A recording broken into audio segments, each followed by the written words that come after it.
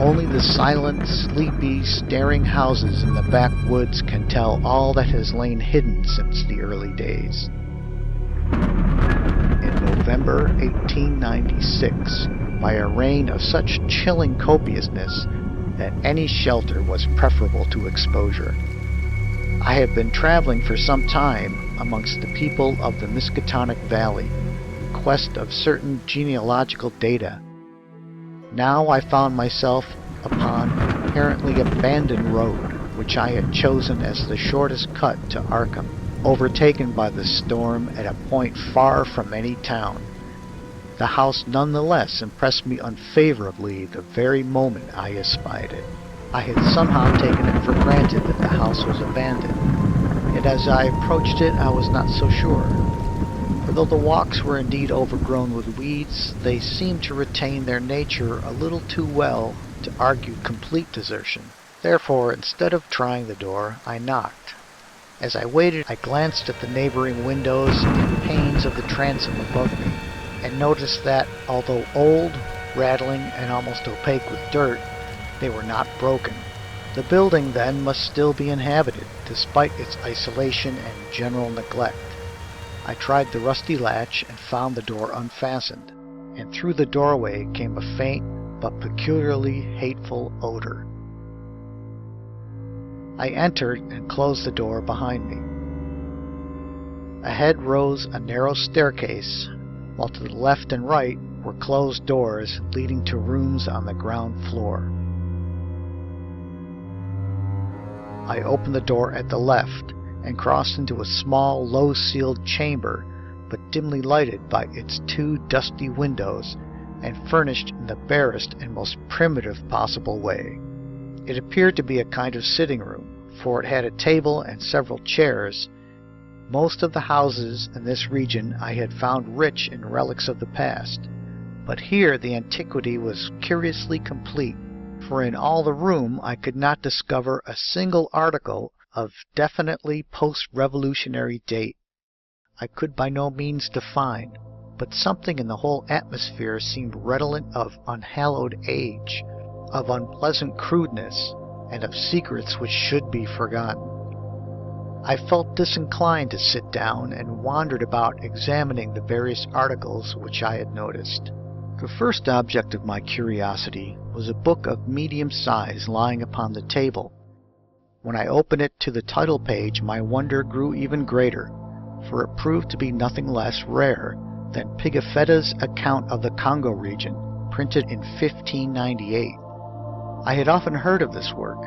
The engravings were indeed interesting, drawn wholly from imagination and careless descriptions, at Plate 12, which represented in gruesome detail a butcher's shop of the Nzicus cannibals. I had turned to a neighboring shelf when my attention was aroused by the unmistakable sound of walking in the room overhead.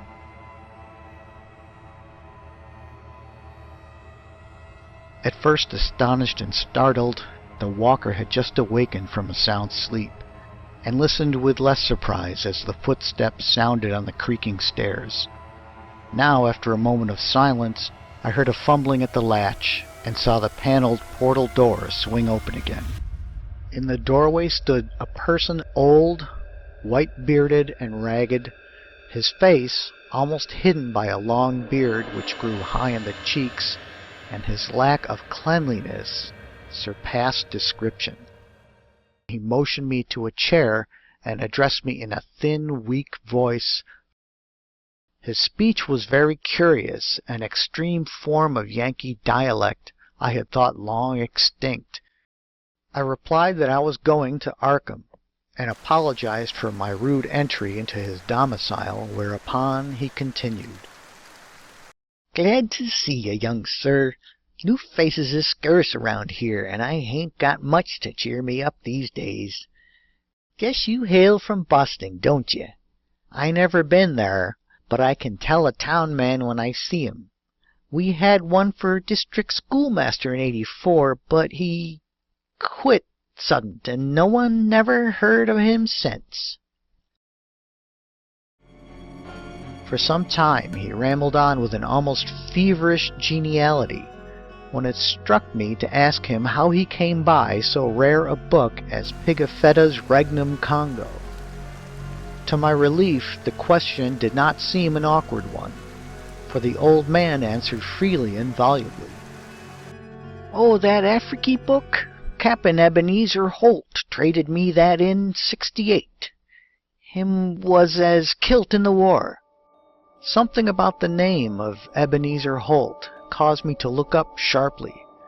I had encountered it in my genealogical work, but not in any record since the Revolution. He reached for the volume on the table and turned the pages lovingly. "Ebenezer could read a little of this. 'Tis Latin, but I can't. I had 2 or 3 schoolmasters read me a bit, and Passon Clark. Him, they say, got drowned in the pond. Can you make anything out in it?" I told him that I could, and translated for his benefit a paragraph near the beginning. His proximity was becoming rather obnoxious, yet I saw no way to escape without offending him. "Queer how pictures can set a body thinkin'. Take this one here near the front. Kinder look like Injuns, I guess, even if they be in Afriky. But now I'll show ye the best un, over here nigh the middle." The old man's speech grew a trifle thicker, and his eyes assumed a brighter glow. The book fell open, almost of its own accord, and if from frequent consultation at this place, to the repellent 12th plate, showing a butcher's shop amongst the Anzikas cannibals. My sense of restlessness returned, though I did not exhibit it. But my host seemed to relish the view as much as I disliked it. "What do you think of this? Ain't never seen the like hereabouts, eh? I suppose 'tis sinful, but ain't we all born and livin' in sin? That feller being chopped up gives me a tickle every time I look at him. I have to keep looking at him. See where the butcher cut off his feet? There's the head on that bench with one arm side of it, and t'other arm's on the ground side of the meat block."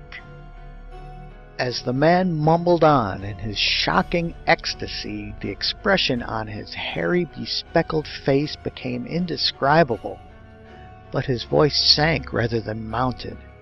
All the terror I had dimly felt before rushed upon me actively and vividly. His madness, or at least his partial perversion, seemed beyond dispute. He was almost whispering now, with a huskiness more terrible than a scream. "'Tis queer how picters set you thinkin'. You know, young sir, I'm right sot on this one here. After I got the book off Eb, I used to look at it a lot. Killin' sheep was kinder more fun after looking at it." The tone of the old man now sunk very low, sometimes becoming so faint that his words were hardly audible. I listened to the rain and to the rattling of the bleared, small-paned windows, and marked a rumbling of approaching thunder quite unusual for the season. "Killin' sheep was kinder more fun, but you know, 'twa'n't quite satisfyin'. Queer how a craving gets a holt on you. As you love the Almighty, young man, don't tell nobody, but I swear to God that picture begun to make me hungry for victuals I couldn't raise nor buy. They say meat makes blood and flesh and gives you new life, so I wondered if 'twouldn't make a man live longer and longer." A tiny spattering impact was heard, and something showed on the yellowed paper of the upturned volume. On the butcher shop of the Anzikas cannibals, a small red spattering glistened picturesquely. The old man saw it and stopped whispering. I followed his glance and beheld just above us on the ancient ceiling a large irregular spot of wet crimson.